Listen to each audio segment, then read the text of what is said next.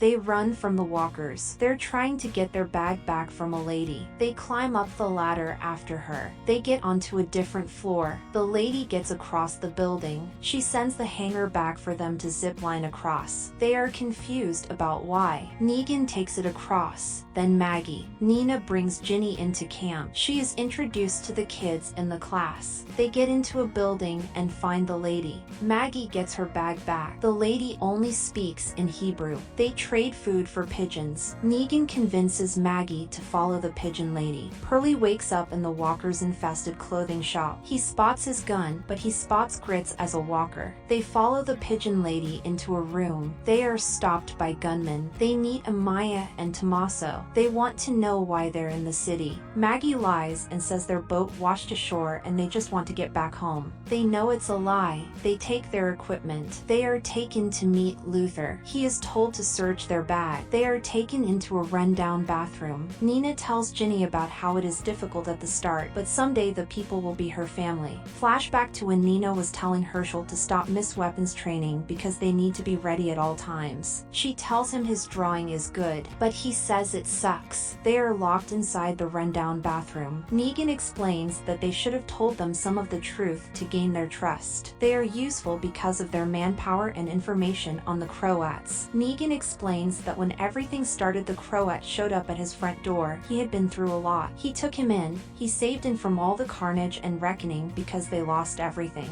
Negan explains that the Croat had a way of reading people, then toying with them and pulling them apart. He was his torturer. In one of the first skirmishes with the kingdom, there was a girl. He saw her as a drifter, so he gave the order to let her walk. Croat tortured her and believed she was a scout. She was a kid. He decided to put him down. He had one shot. He missed and took off his ear. He hadn't heard from him since until Maggie showed up. The Croat is going to want to kill Negan. Pearlie follows a note to an address. He breaks in through a door. He tries to get into a locked room. He starts breaking the door. He pushes furniture against the broken door. He finds his house full of open cans with cracked pipes. He looks at a picture of his family. He goes through drawers and finds a revolver missing. He looks at images of the family. He finds a man that ended his own life. He covers him with a blanket and places a pendant on him. He takes the revolver. He realizes walkers are trying to break into the house. He escapes through a window. He steps on a trap and is lifted into the air. They hear distant arguing. Tommaso grabs them. People are rushing to pack up. Tommaso believes they brought the Barazi straight to them. Negan grabs him but decides not to kill him because he wants to work together. The Barazi enters the building.